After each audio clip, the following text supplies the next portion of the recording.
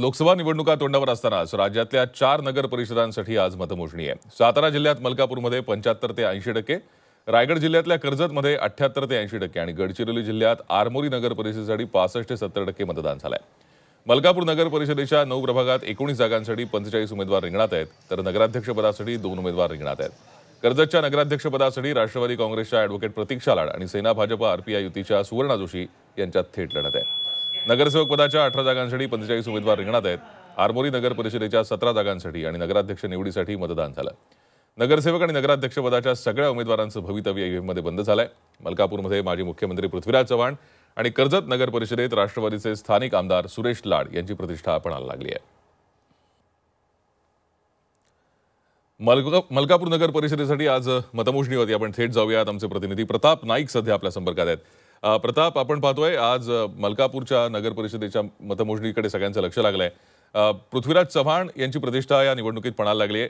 काय नेमकं चित्र आहे, कशी ही लढत झाली?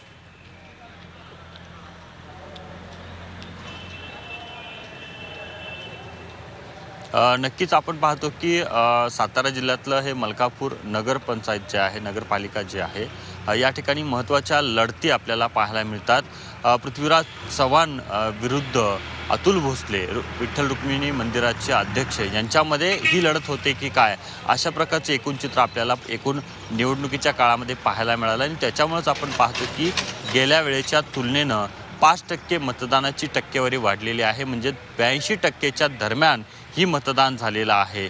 त्याच्यामुळेच कुठेतरी मोठ्या प्रमाणात चुरस पाहायला मिळालेली आहे। या नगरपंचायतीवर यापूर्वी काँग्रेसची 10 वर्ष सत्ता होती, त्याच्यामुळे कुठेतरी पुन्हा एकदा आपल्याला सत्ता मिळेल अशा प्रकारची अपेक्षा पृथ्वीराज चव्हाणांच्या कार्यकर्त्यांना, पृथ्वीराज चव्हाणांना स्वतः आहे।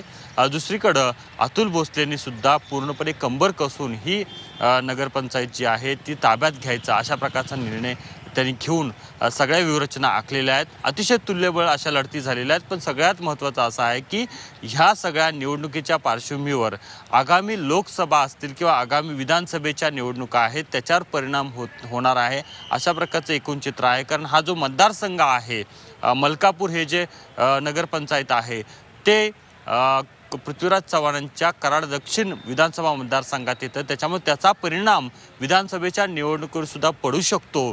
त्याच्यामुळेच दोन्ही नेत्यांनी खूप मोठी ताकद लावलेली आहे। याचा निकाल काही तासातच आपल्याला कळेल।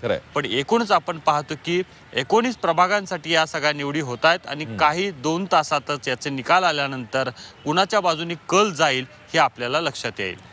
धन्यवाद प्रताप। या माहितीसाठी तुर्तास या संदर्भातले ताजे अपडेट्स आम्ही तुमच्याकडनं घेत राहू।